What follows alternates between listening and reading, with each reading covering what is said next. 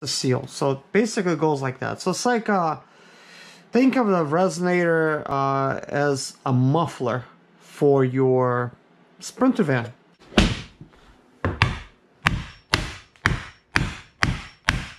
Okay, that did the trick. I'm surprised it was that easy. Oh yeah. Yeah, it does look kind of cool. So it is like a 3-stage muffler. It's supposed to muzzle the sound. So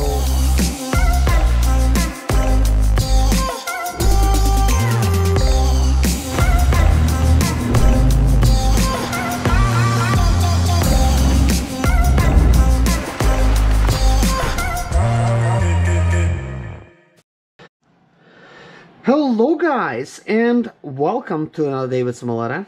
Today's video, I'm making videos about parts, Sprinter components, stuff that you have in your van that possibly fails. So what should we look at next? We're going to look at this turbo resonator next. Ugh, it's dirty. It's gonna mess up my gloves and my table. So oh, this is a good example. This is a turbo resonator. It basically plugs into the turbo. We do have the turbo here. Let's bring the turbo, because I want to cover this video together. Well, it's going to be a separate video for the turbo actuator. Looks like we have a spider that tried to build a nest. But anyways, let's like trying to show to you how this actually goes. It goes like that. It mounts is like that inside of the vehicle. So then this plugs into your turbo like that, and then that portion plugs into your alternator. I have an alternator over there as well. So right there with the seal. So it basically goes like that. So it's like think of the resonator as a muffler for your Sprinter van. Anyways, let's set this turbo to on the side for now. So this is a muffler. When you look at on the inside of it, it definitely looks like a muffler. But guys, I actually like, man, I don't even know where to start. Okay, like, basically the service manual for the Mercedes says that this is actually what goes bad. Like when the Sprinter is going into like limp mode, like where the turbo is not spinning and stuff like that, it gets like overboost condition.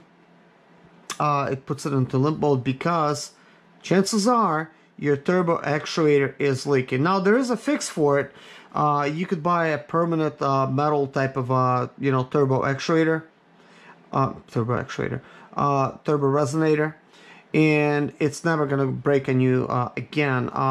Take a look at the description below, guys. I will actually link one to you. It probably costs like 60 or 70 bucks, but this thing at the dealer, you're probably looking at 80 bucks for a plasticky little thing here. It's worthless.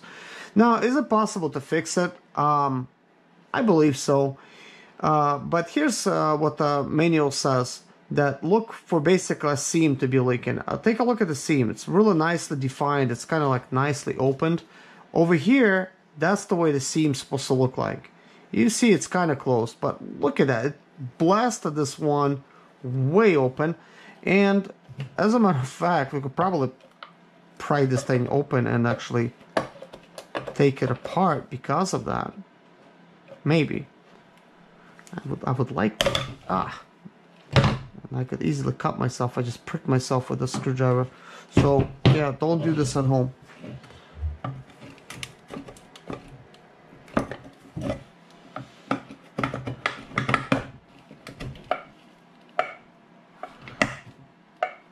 I would like to just disassemble this thing.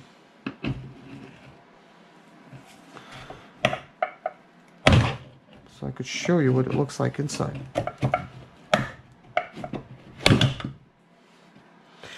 Obviously, it's not as broken as it looks. I mean, it's broken, guys. This is no good. But basically, and I guess we're gonna stop taking it apart for a minute. Basically, somehow that, you know, Mercedes actually knows that these things fail. They fail right at the seam, and they basically advise the service department to basically, you know, service it, take a look at this, and replace it, I guess.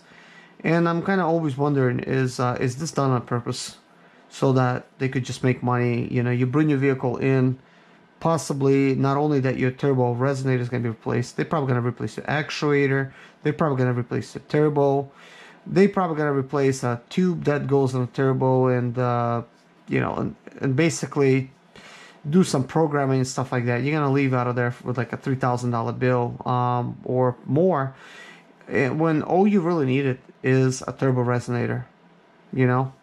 Now, it does happen that, you know, turbo boost pressures get lost due to pipes, the turbo, you know, down pipes and stuff, you know, they're like rubber. So they like to rip, especially the one that's the curved one that goes into the intake manifold. Now that thing likes to rip towards the bottom. You could sort of feel that rip. It does not expose it to where you could see it. And I've seen that happen, guys, at least 10 times with me over the past 12 years driving these sprinters, and it rips at the same place, always at the bottom of the seam. Sorry, I don't have the piece of pipe to show to you guys. I just don't have everything here yet. But that's actually where it rips. Inside, I mean, it seems like a regular muffler. I mean, the way it's made and everything. I mean, I would like to take this thing apart to just show you guys as much of it as possible. But when this thing fails, you're in limp mode. It's just not going to be, your vehicle's just not going to be running good, you know, at all. But let me see if I could do anything to take this apart.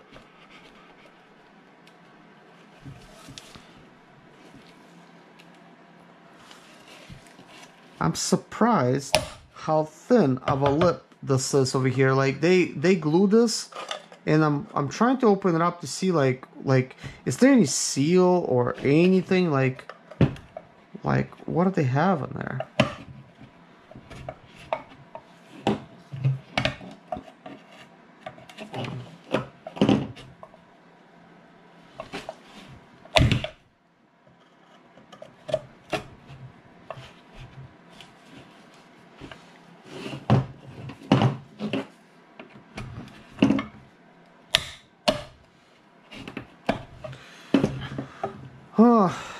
Okay. I really don't want to bang this with a hammer and open it up, and it's not necessary. I mean, I like to see like what stuff looks like on the inside myself, but I don't have any good way of actually doing it. The only thing I could do it is use my heat gun or something. But over here it seems like it's nicely sealed. But I think, guys, that you could technically fix this thing by putting some glue in there if it comes out like that, some kind of plastic glue, and I don't know if you could actually close this one shut, but it still remains open like it is. But I've seen them to where it does not actually open up like this, so you really can't see that it's leaking. It more looks like this, but it does leak. But you could clearly see there's a lot of gunk and stuff that's built up over here. Like, look at all this stuff. And when you actually pull your piece off like that, you could observe it. And if it's like really dirty like this one is, you could clearly see that it's leaking. But anyways, I don't know. Should we like just break this thing and see like at least if like it's got any cool parts inside, you know? Because obviously this thing is, you know, useless. I mean, we do have this nice little rubber piece. This piece of rubber here. So, I mean, I don't know what you would use it for, but it could be like a good seal for a future turbo downpipe or something. Like this metal piece on here. It seems like it's useful for something. But I guess maybe let's destroy it with a hammer. Let me just okay,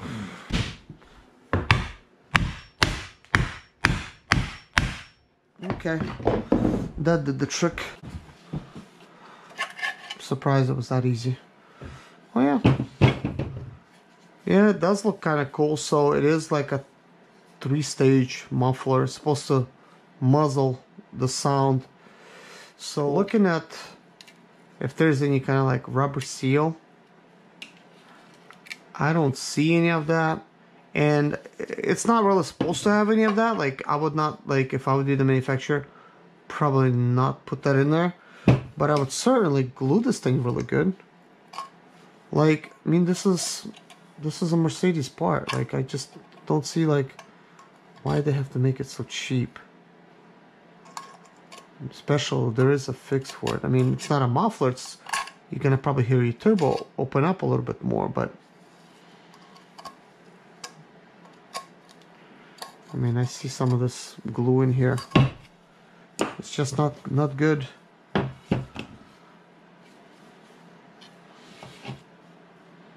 But basically, yeah, that's what it looks like. Probably make a good picture. Thanks for watching, guys. Please subscribe if you haven't already, and hit a like if you like this video, and stay tuned for more videos like this. My name is Serge Zimaleta. I'm 37 years old, and yes, I experienced success after buying my first home for cash. Back in 2011, I was broke, but I learned to solve problems on my own. Now, I'm helping others to solve their problems. I know what pitfalls to avoid to stay profitable in business. Need motivation to be more successful in your life? Do you have sprint or expedite or business problems? Then subscribe. Let's find creative solutions to your problems. Hit the bell notification so you don't miss any of my helpful videos.